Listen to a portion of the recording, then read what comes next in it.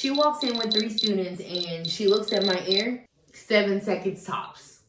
This is a classic case of discoid lupus. And she promptly shares that there is no cure. I'll be on the pills and medication for the rest of my life. Welcome to Unmasked, Life with Autoimmune. I'm your host, Ash from Ash Fights Lupus, and we're here to rewrite the rules. Let's get to work. Unmasked. Hey guys, welcome to the very first episode of Unmasked, Life with Autoimmune, featuring me, hosted by me, Ash Thompson of Ash Fights Lupus. I am super excited to be doing this. It is really a dream come true. I just feel like I've always been a social butterfly, but I want to talk to y'all and hear from y'all about what you guys experience daily. One of the things that I think happens often is that we get grouped right into sick or disabled, and every walk and every journey is very different. You will modify your life very differently if you have a different autoimmune disease. There's some things I can't speak to, and so I hope to have you on. Anyways, I've taken some notes. I have a few things going on my computer here as well, things I want to cover and talk to you guys about. And so if you guys don't mind, one of the things that I wanted to talk about is the Lupus Foundation. They recently went to one of the things that I wanted to talk about really is the National Lupus Advocacy Summit. It was held April 19th through the 21st.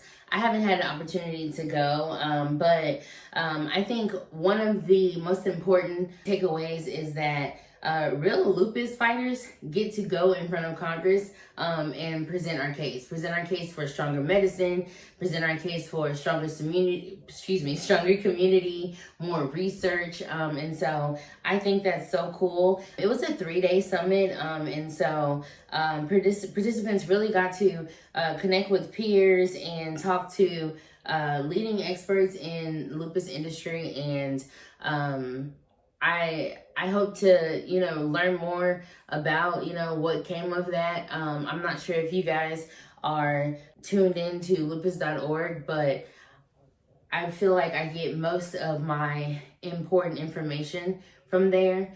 I just feel like if there's any place to start, it's lupus.org. It's the Lupus Foundation of America here. If you are in the States, if you are overseas, that is a reminder for me to find resources for you, okay? But it looks like some of the things that that were included in the summit was increasing funding for critical lupus-specific research, right? It's one of the things, and you guys are familiar. Like, I'm on hydroxychloroquine, also known as Plaquenil in the streets, and it's actually an anti-malaria. And so it wasn't created for lupus. By the grace of God, it works for an immunosuppressant, but there's few things that are specific to lupus, right? Also, they asked for, which is absolutely cool, $15 million for the lupus research program at the Department of Defense, $20 million for the Centers for Disease Control and Prevention, for the National Lupus Patient Registry Program. That would be amazing for them to put, if they could register us all. I was talking to someone via comments on Instagram, and she says that she received a diagnosis years ago, but she's actually not treated. And so it would be nice to have a patient registry so that, one, the doctors could check in on us, but also the government can know that there's a list of people that need specific help in this way. I'd love to work with the government on something like that. And then lastly, this is super cool to me. They asked for $51.3 billion for the National Institutes of Health, the world's largest funder of lupus research. And so they already are taking it on and doing the work. We are asking for a considerable amount.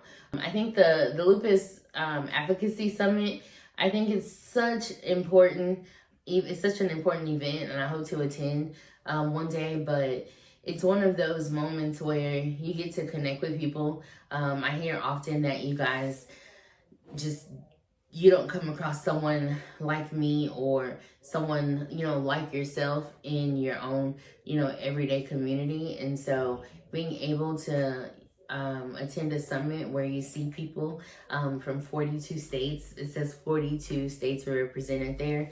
That's incredible. And so I hope to learn more about what comes from or what becomes of the lupus advocates that were at Capitol Hill in April this month. So I don't want to spend too much more time, you guys. I want to plug myself really quick. I just started a Substack as well. I am about 3 articles in. I don't know if you guys know, but I have a background in journalism from a university here in the great state of Texas. And so one of the things I like to do too is write as much as I like to talk. But so I want to go ahead and get started. I'm not sure if you guys know, I was diagnosed in May of 2014. My story actually started in November. I was 24 years old and I was working as a supervisor in a call center. Y'all, I thought I was jiving, getting the work done, but I started feeling tired and I thought perhaps it was an office bug, and I took some echinacea, thinking that would be helpful. Hold tight on that echinacea. And so as I began to take the echinacea, I was feeling better to an extent. However, one day I had a coworker come up to me and she was leaning over my shoulder working on a computer, and she asked, "What's that in your ear?" And I'm like, "I don't know, I can't see the inside of my ear." And sure enough, it was a black dot from discoid lupus turning the skin or killing the skin cells in that particular area. And so quickly, I was mortified. I found and I'm reading from my notes, guys. I found a random dermatologist in Dallas, and she was available that day. I left work. I needed to see exactly what this was. And I know it's necessary, but the very first time I heard of lupus was when this lady walked in. She walked in with 3 students. It was a teaching school. She walks in with 3 students and she looks at my ear. I'm talking about 7 seconds tops. This is a classic case of what? Discoid lupus. And she promptly shares that there is no cure, that I'll be on pills and medication for the rest of my life. She can write the prescription and she can definitely refer me. Thank you and have a good day. And that was my introduction to lupus. The cool thing is I had been seeing my PCP since I was 8 years old. And so I went to him and, "Hey doc, this doctor is saying that in my ears, I have discoid lupus." And he was like, "No, I think you're having an allergic reaction." And so he treated me for that, a couple steroids, and I felt better, right? A few antibiotics, and like I said, I felt better. Sure enough, hold tight. That echinacea was working within my body to stir some stuff up, okay? So my PCP said, "Hey, if she believes this is discoid lupus, let me send you to a rheumatologist. If the rheumatologist feels the same way, then we can go ahead and get you treated." The good thing is though, says the PCP, if this is discoid lupus, then it's not systemic. Ding, ding, ding. I wish I had a bell. I am the lucky person that has systemic lupus and subcutaneous discoid lupus. So that was cool to find out. He sent me to my rheumatologist, and I love my rheumatologist. He has treated me since 2014. I really feel like, he hasn't said it, but I feel like he really cares for me. He has a relationship really with my parents, with my husband, just so that he can make sure that everything's going on with me. Y'all, there's been times where I have been in the hospital and I look up and my rheumatologist is walking through the door. How did you get all the way to this city from this city? Oh my gosh. So I really feel blessed. But my PCP refers me to my rheumatologist, and on my birthday in 2014, I was diagnosed with both of them. I want to be honest, I cried, and then I'm putting a little picture up. I went out because it was my birthday, and we painted downtown Dallas red. You understand? Because we can cry later, okay? But I want to be honest, it was hard to hear. There were several different reactions from my family members. My dad had just lost his mom, and he took this pretty hard. I am a daddy's girl, mommy's world. Like, I don't, it depends on who I'm with. Those are my people. And my dad was really sad. My mom was very, very encouraging from the beginning, from like every step. Like, this is not who you are. And like, I, of course, immediately like, why me? And like, my parents are pastors, and so, you know, my mom immediately went into, hey, the Bible says that we will suffer things of this world, but what do you mean, why you? Are you special? Huh? Is there something different about you? No. Okay. You're human like the rest of us. Okay. And you will go through trials. Okay. Just making sure. And that's one of the things I needed to hear, right? So one of the things that I deal with specifically, and I'll get back to my diagnosis story, is anxiety. My psychiatrist calls it a panic disorder. And so my parents have been so instrumental, and my husband as well, with when I am dealing with that and I feel like I am tuned into that panic, they help me. Typically when it's my parents, they're going to give me word, they're going to give me scripture. My husband will go all the way back to our first date. But it's been very helpful that when I'm stuck in a frame of thought in the midst of a panic, for someone else to, you know, step in and distract me, if you will. Anyway, so getting back to, you know, how everyone was coming to terms. I have an older cousin that basically she was the babysitter of all of us. And so when I told her, she was so sad. I felt so bad. And every time I saw her for months, she would cry when she saw me because she didn't want me to experience something like this.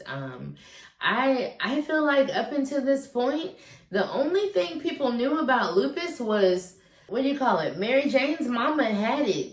You know, Gabrielle Union's role. You know what I'm talking about? So I just feel like up until that moment, people weren't, you know, as familiar. I wasn't. So of course I started doing research. Why?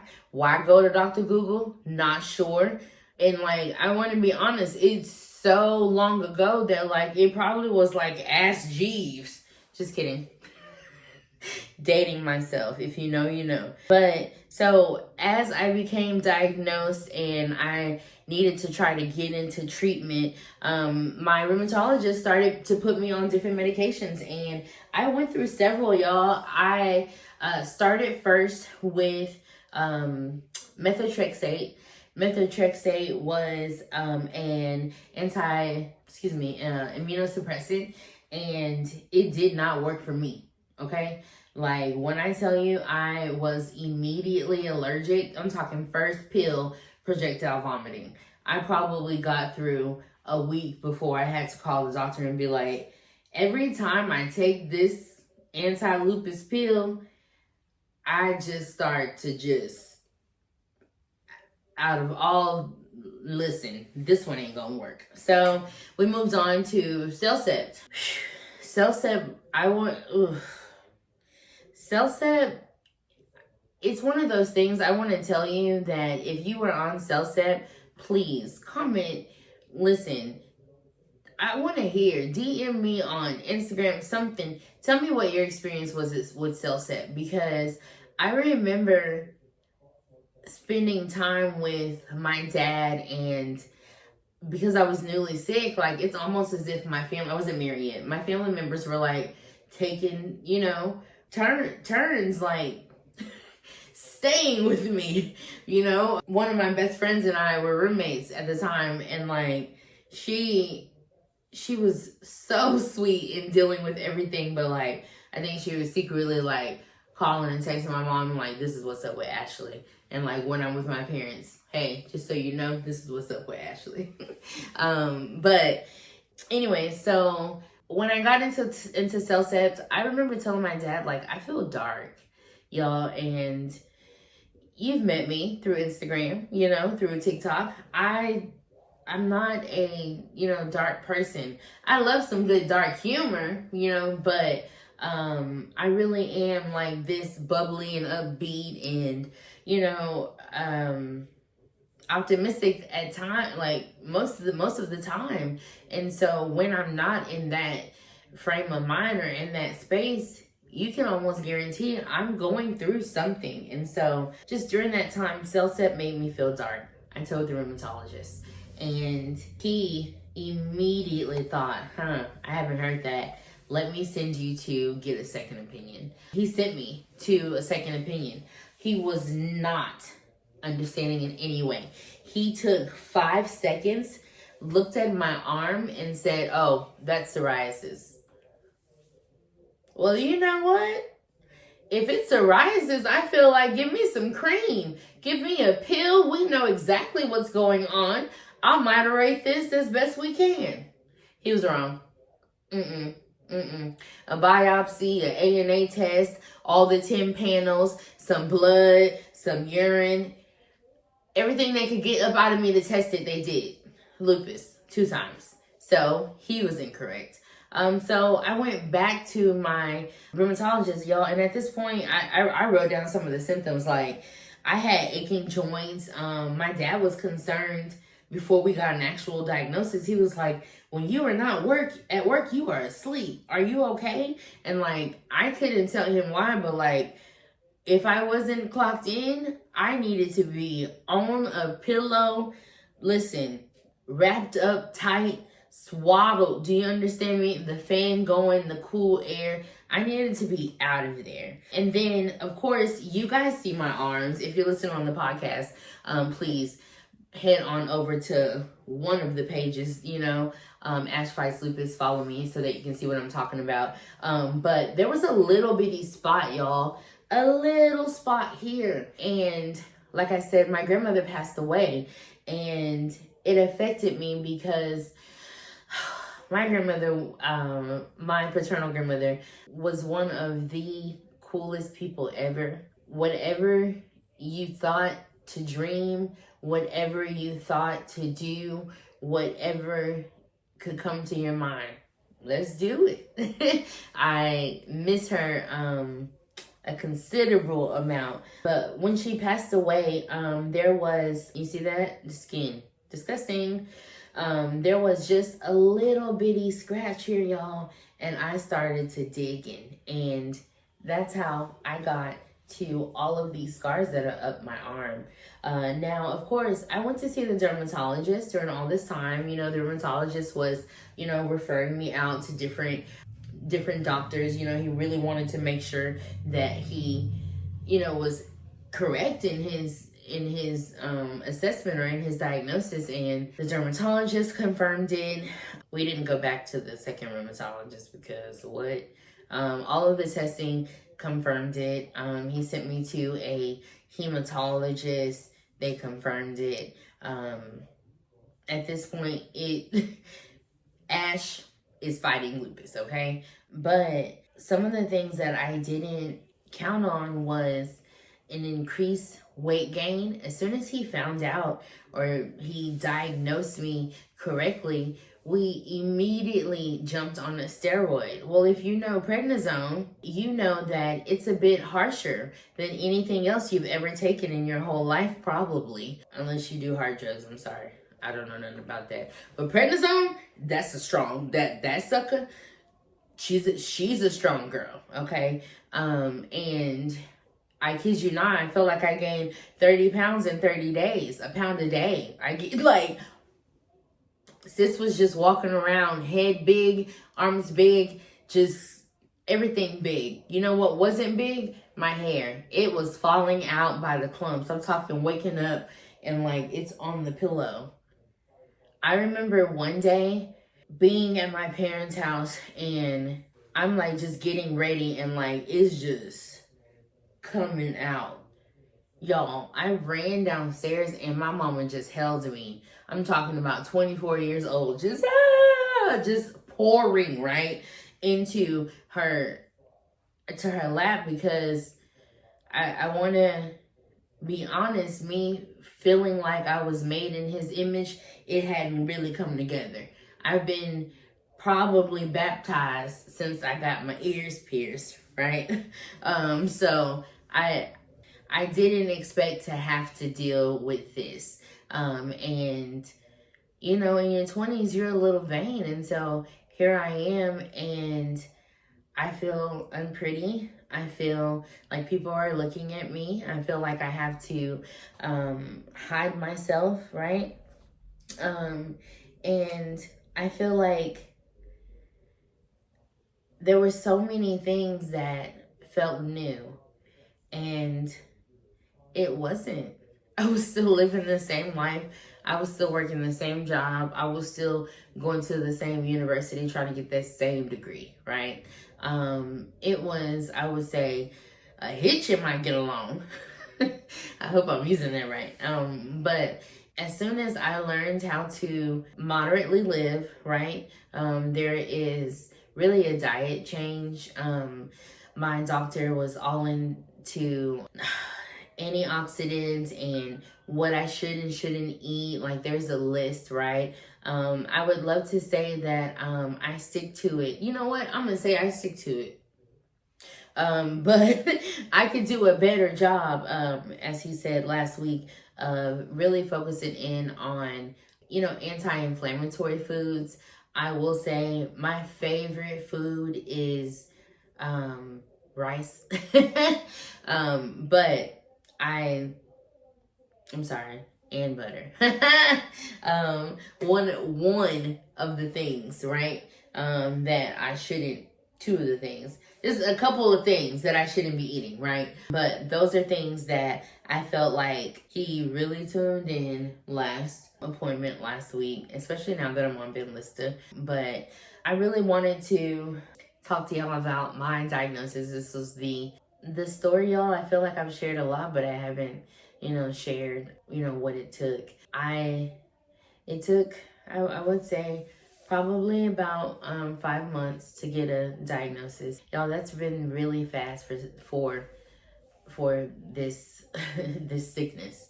I've heard people talk about waiting 3 years for a diagnosis. I want to encourage you that if you're not getting the answers you feel you need in the time that you need them, I need you to advocate for yourself, friends. I need you to listen. You go put my whole Instagram in your doctor's face, okay?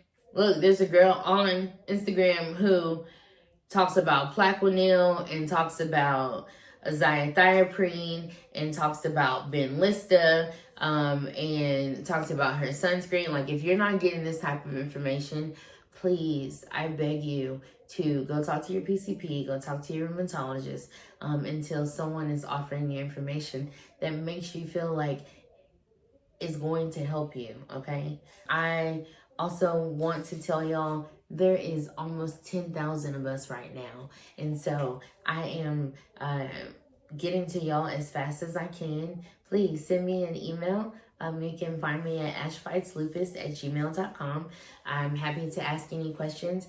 Also, if you guys are following me on Instagram or social media, please click the link in my bio, and I have free resources there. I was once featured on the Tamron Hall show. There's a video there talking about the importance of hydroxychloroquine, and a few FAQs about lupus and some of the products that I swear by. I am not sponsored yet. I feel it in my spirit, but there are some products, y'all, that I really swear by. Thanks for tuning in to Unmasked Life with Autoimmune. I hope to talk to some of my fellow autoimmune fighters. I hope to talk to doctors. I even asked my cardiologist today if he would join the podcast. So y'all stay tuned for this first season. I will be able to share some things that I don't typically get to because I have more time with you guys in a podcast. I'll be able to answer some of your questions that you guys share via social media, and I'll also bring up any current Lupus Foundation news. I'll also be sharing small things about myself, things that make me happy, self-care products, and then last but not least, coming this summer is my brand new inspirational calendar and planner. It is for fighters with autoimmune disease. In it, you can find your full year's calendar as well as self-care pages.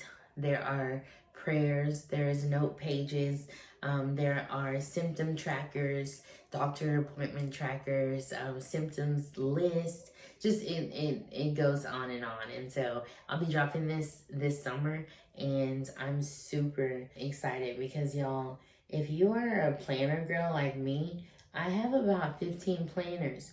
One for medical, one for business, one for work, one for home. And I really needed to be able to put it into one spot. So coming soon, y'all. Stay tuned. And again, thanks for joining me on Unmasked Life with Autoimmune, hosted by Ash of Ash Fights Lupus. And we're available everywhere that you listen to podcasts.